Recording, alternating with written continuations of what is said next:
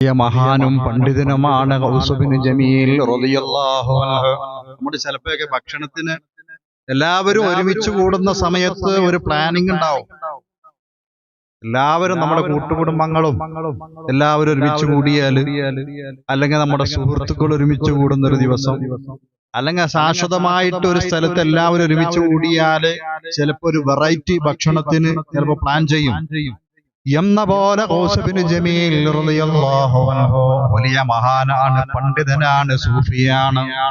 മഹാനവറുകളും അദ്ദേഹത്തിന്റെ ഫഖീറന്മാരായ ശിഷ്യന്മാരും ഒരുമിച്ച് കൂടിക്കൊണ്ട് തീരുമാനിക്കുകയാണ്, നമുക്ക് ഇന്നാലിന്ന ദിവസം നല്ല പത്തിരിയും ഇറച്ചി ഉണ്ടാക്കണം, നല്ല പത്തിരി ഇറച്ചി അന്നുണ്ടാക്കാൻ തീരുമാനിക്കുകയാണ്. അങ്ങനെ പിറ്റത്തെ ആഴ്ചയായപ്പോൾ ഒരു മനുഷ്യൻ ഒരു കാളയെ പിടിച്ചുകൊണ്ട് ധാന്യങ്ങളുമായി വരികയാണ്. എന്നിട്ട് ഗൗസ് ബിൻ ജമീൽ റളിയല്ലാഹു അൻഹുവിന്റെ അരികിലേക്ക് കൊണ്ടുപോയി കൊടുത്തിട്ട് പറഞ്ഞു, ഇത് അങ്ങേക്കുള്ളതാണ്, അങ്ങേക്ക് ഞാനിത് നൽകുകയാണ്. ബഹുമാനപ്പെട്ടവരൊന്ന് നോക്കി അല്പസമയം ചിന്തിച്ചുകൊണ്ട് പറഞ്ഞു, അത് സ്വീകരിക്കുകയാണ്, തന്നാലും. എന്നിട്ട് ശിഷ്യന്മാരെ വിളിച്ചിട്ട് പറഞ്ഞു, ഇത് അറുത്ത് പാകം ചെയ്യുവിൻ. പക്ഷേ ശിഷ്യന്മാർ അന്താളിച്ചു പോയി. അവിടെയുള്ള പണ്ഡിതന്മാര് ഞെട്ടിപ്പോയി. കാരണം ആ കാളയെ കൊണ്ടുപോയി കൊടുത്തിരിക്കുന്ന ആള് ഒരു സാധാരണക്കാരനല്ല, അത് കൊള്ളക്കാരനാണ്. ആ നാട്ടിൽ അറിയപ്പെട്ട മാടിയായ കള്ളക്കടത്തുകാരനായ പിടിച്ചുപറിക്കാരനായ ഒരു ക്രൂരനായ ഒരു മനുഷ്യനാണ് കൊണ്ടുപോയി കൊടുത്തത്. അയാളെ കയ്യിൽ എന്നത് ഷെയ്ഖ് അത് വാങ്ങാൻ പാടില്ല. പക്ഷേ ഷെയ്ഖ് വാങ്ങിയിരിക്കുന്നു, പാകം ചെയ്യാൻ നിർദ്ദേശം കൊടുത്തിരിക്കുന്നു. ശിഷ്യന്മാര് ഞെട്ടി. പക്ഷേ ഉസ്താദിനോട് ഷെയ്ഖിനോട് എങ്ങനെ ചോദിക്കും എന്ന് പേടിച്ചുകൊണ്ട് ആ ഫക്കീറമായ ശിഷ്യന്മാരൊന്നും മിണ്ടിയില്ല. പക്ഷേ പണ്ഡിതന്മാരൊരു വിഭാഗം പറഞ്ഞു, ഇയാൾ ഒറിജിനൽ ഷെയ്ഖല്ല, അയാളെ വിശ്വസിക്കാൻ പറ്റില്ല. കണ്ടോ, അയാള് കൊള്ളസംഘത്തിന്റെ തലവൻ കൊണ്ടുവന്നിട്ട് പത്തിരി ഉണ്ടാക്കാൻ ധാന്യങ്ങൾ കൊടുത്തപ്പോൾ, ഒരു കാളയെ കൊടുത്തപ്പോൾ അത് സ്വീകരിക്കുകയാണ് ആക്രാന്തം മൂത്തിട്ട്. അയാളൊന്നും പണ്ഡിതനല്ല, അയാളൊരു സൂഫിയല്ല, വലിയല്ല എന്ന് ഷെയ്ഖ് അവറുകളെ സംബന്ധിച്ച് പണ്ഡിതന്മാര് പറയുകയാണ്. അവര് ഭക്ഷണം പാകം ചെയ്യുന്നു, കാളയെ അറുത്തുകൊണ്ട് ഇറച്ചി മാംസം വേവിക്കുകയാണ്.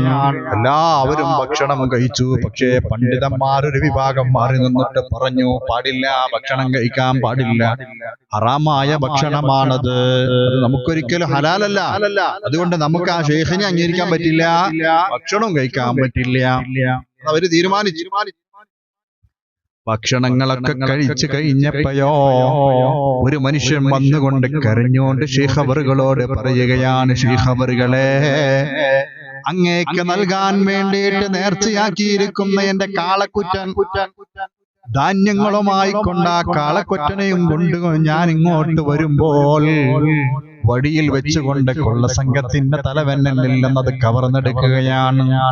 എന്റെ കാളയെ കൊണ്ടുപോയി, എന്റെ ധാന്യങ്ങൾ കൊണ്ടുപോയി, അങ്ങേക്ക് നൽകാൻ ഉദ്ദേശിച്ചത് മുഴുവനും അപഹരിച്ചു പോയി.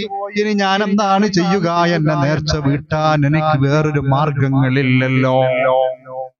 ഷെയ്ഖ് അവറുകൾ പേടിച്ചു പറിച്ചുകൊണ്ടിരിക്കുന്ന ആ മനുഷ്യനോട് പറഞ്ഞു, ഡോൺ വറി, വിഷമിക്കണ്ട, നീ വിഷമിക്കണ്ട, സമാധാനമായിട്ട് മടങ്ങി പോവുക. കാരണം നീ എന്തിനാണോ ആ കാളക്കുറ്റനെ നേർച്ചയാക്കിയത്, നിന്റെ ധാന്യങ്ങളെ നേർച്ചയാക്കിയത്, അത് നേർച്ചയാക്കപ്പെട്ടവരുടെ അരികിലേക്ക് എത്തിയിട്ടുണ്ട്. അതുകൊണ്ട് നീ ഭയപ്പെടണ്ട.